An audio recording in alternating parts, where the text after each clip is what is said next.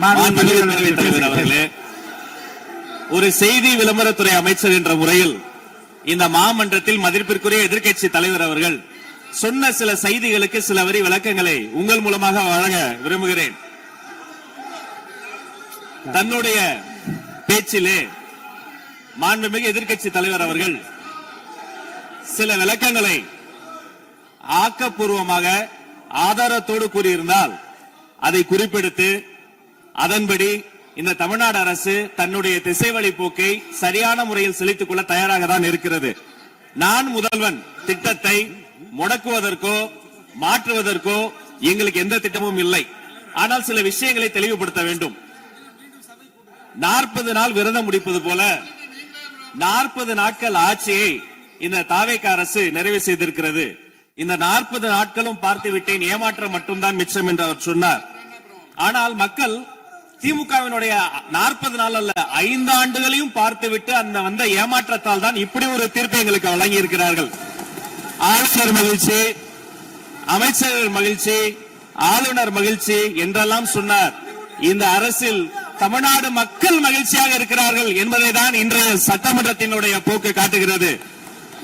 நான் முதல்வன் திட்டத்தை பொறுத்தவரை தமிழ்நாடு முழுக்க இருக்கக்கூடியவர்களை நான் முதல்வன் என சொல்ல வைத்துவிட்டு ஒரே ஒரு குடும்பத்தில் மட்டும் முதல்வர்கள் வந்து கொண்டிருக்கின்ற போக்கை மாற்றுவதற்காக தான் இப்படி ஒரு சட்டமன்றம் அமைந்திருக்கிறது. தமிழ்நாடு வரலாற்றில் முதல் முறை முதலமைச்சர் மட்டுமல்ல, மாண்புமிகு சி ஜோசப் விஜய் அவர்கள் முதல் முறையிலேயே முதலமைச்சராக இருக்கிறார். அவருக்கு பிறந்தநாள் வாழ்த்துக்களையும் சொல்லிக் கொண்டு, நிதி ஆயோக் கூட்டத்தில் மாண்புமிகு முதல்வர் சொன்னதெல்லாம் 40 நாட்கள் நீங்கள் செய்திருக்க முடியாது, அது திமுக தான் காரணம் என்று சொன்னார்கள். நானும் அதை தான் சொல்கிறேன். இன்று அவர் சொன்ன சட்டம் ஒழுங்கு, போதை பொருள் எல்லா பிரச்சனைக்கும் 5 ஆண்டு காலமாக அவர்கள் செய்த திமுக ஆட்சி தான் காரணமாக இருக்க முடியும் என்பதையும் சுட்டிக்காட்டிக் கொள்கிறேன். பள்ளி மாணவர்கள், ஒரு கல்வித்துறை அமைச்சர் நான், பள்ளி மாணவர்களினுடைய புத்தக பையிலே அன்றைய முதல்வர் ஸ்டாலின் படத்தை நாங்கள் போடவே இல்லையே என்று பெருமையாக சொன்னார். அப்புறம் ஏன் சார் லேப்டாப்ல மட்டும் அந்த படத்தை போட்டீங்க? நீங்க லேப்டாப்பில் போட்ட படத்தை எங்கள் மாணவர்கள் திண்ணர் வைத்து அழித்து விட்ட காட்சிகளும் சமூக வலைதளத்தில் பார்த்துக் கொண்டுதான் இருக்கிறோம். ஒரு வரியில் சொல்லுகிறேன், கோயில் பிரச்சனையை முத்தமிழறிஞர் டாக்டர் கலைஞரினுடைய வசனத்தையே சொல்கிறேன். நாங்கள் கோயில் கூடாது என்று சொல்லவில்லை, கோயில் கொடியவர்களின் கூடாரமாக மாறிவிடக் கூடாது என்றுதான் சொல்லுகிறோம். தூய்மை தொழிலாளர்களை இன்றே பார்த்து விட்டதாக முன்னாள் முதல்வர் பார்த்து விட்டதாக சொல்கிறார்கள். எங்கள் கேள்வியே அதுதான். 10 நாட்கள் ஒரு வாய் சாப்பிடாமல் உண்ணாணும் இருந்த போது நானும் எனது சகோதரர்கள் அண்ணன் ஆனந்தும் ஆதவும் போய் பார்த்தோமே. இன்று தூய்மை தேவதைகளை பார்க்கிற திரு ஸ்டாலின் அவர்கள் அன்னைக்கு ஏன் சார் பார்க்கல? ரிப்பன் மாளிகைக்கு அட்ரஸ் தெரியலையா? எப்படி போக வேண்டும் என்ற பாதை தெரியவில்லையா? தமிழ்நாடு எத்தனையோ திருடர்களை பார்த்திருக்கிறது.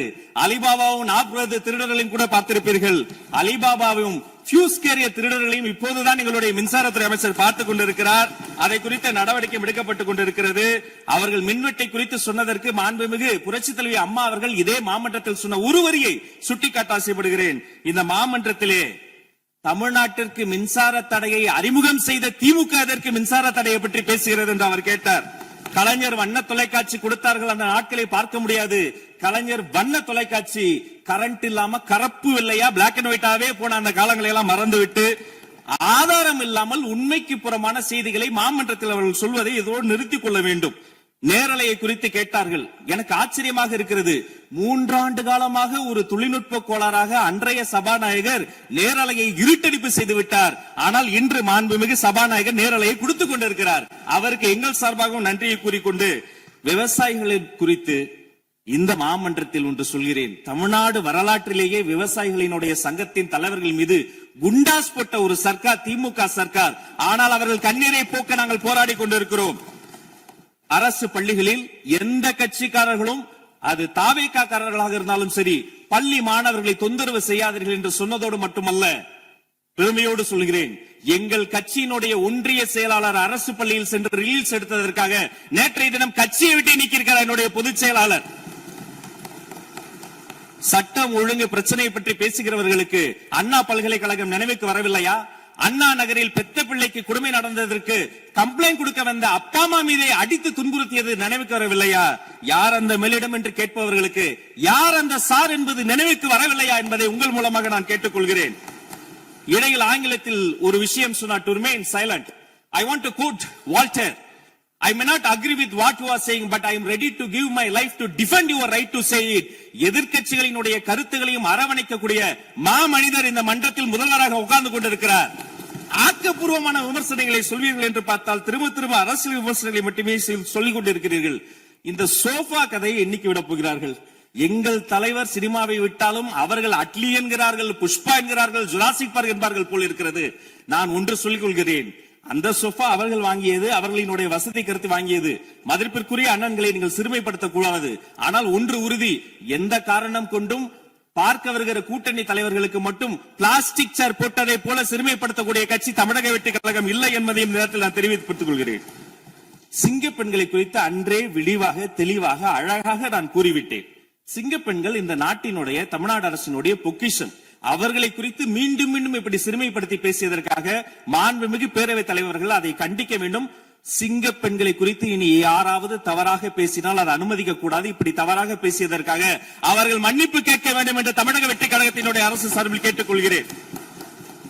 வாக்குறுதிகளை பற்றியெல்லாம் பேசினார்கள். பொதுவாக வாக்குறுதிகள் சர்வதேச அளவில் பொலிட்டிக்கல் பினாமினல் எப்படி உருவாகிறது? ஒரு பிரச்சனை, அந்த பிரச்சனைக்கான ஒரு சொல்யூஷன்ஸ், அதை எந்த பொலிட்டிக்கல் இன்டர்ஃபரன்ஸ் இல்லாமல் செயல்படுத்தக்கூடிய ஒரு செயல்முறை, பின்பு வரக்கூடிய அந்த வெற்றியை ரோடு போடுவோம் என்று சொல்லி ரோடு போட்டதை காண்பித்து எக்ஸிபிட் செய்து அவர்கள் முன்னோக்கி செல்வார்கள். ஆனா இங்க பொறுத்த வரைக்கும் நாம தமிழ்நாட்டில் இதுவரைக்கும் ஆண்டவர்கள் பிரச்சனையை ஐடென்டிஃபை பண்ணி சொல்லவே மாட்டாங்க. ஏன் தெரியுமா? அந்த பிரச்சனையே அவங்கதான், அவங்களே அவங்களை ஐடென்டிஃபை பண்ணி எப்படி சொல்ல முடியும்? சரி, அதுக்கு பாசிபிள் சொல்யூஷன் சொல்லி பொலிட்டிக்கல் இன்டர்ஃபரன்ஸ் இல்லாம அதை செயல்படுத்த முடியுமா? ஒரு முனிசிபல் கவுன்சிலர் தொடங்கி மாண்புமிகு அமைச்சரினுடைய வீட்டில் இருக்கிறவர்கள் வரைக்கும் கமிஷன் மீது கமிஷன் அடித்து அந்த ப்ராஜெக்டே முடியாது. கடைசியில் எதை விளம்பரம் செய்வது? அந்த திட்டத்தினுடைய வெற்றியையா எதை விளம்பரம் செய்வது என்றே தெரியாமல் தங்கள் தலைவரை, அதுவும் ஒரு குடும்பத்தை மட்டுமே வெறித்தனமாக விளம்பரம் செய்து செய்தி விளம்பரத்துறையின் கஜானாவை துடைத்து வைத்து சென்றிருக்கிறார்கள் என்பதையும் இந்த மாவட்டத்துக்கு தெரியப்படுத்த நான் கடமைப்பட்டிருக்கிறேன். இன்னும் ஒவ்வொரு வரியிலும் ஆக்கப்பூர்வமாக அறிவியல் பூர்வமாக எதையாவது சொல்வார்களும் நான் தேடி தேடி பார்த்தேன். அவராக 40 நாட்கள் தேடி பார்த்து ஏமாற்றம் அடைந்தார். நான் 40 நிமிடத்திலேயே ஏமாற்றம் அடைந்து விட்டேன். இதை சொல்ல வேண்டும் என்று சொன்னால் ஒரு நகைச்சுவை காட்சியில் சொல்வதை போல அதுல ஒண்ணுமே இல்ல, கீழே போட்டுருங்க. நன்றி சட்டப்பேரவை தலைவர் அவர்களே. எதிர்க்கட்சி தலைவரால் கூறப்பட்ட குற்றச்சாட்டுகளுக்கு மாண்புமிகு பள்ளி கல்வித்துறை அமைச்சர் அவர்கள் அவர் ஏற்புடைய வகையில் இங்கே பதிலளித்திருக்கிறார். பேரவையின் இன்றைய நிகழ்ச்சி இத்துடன் முடிவுற்றன. பேரவை மீண்டும் நாளை காலை 9:30 மணிக்கு கூடும்.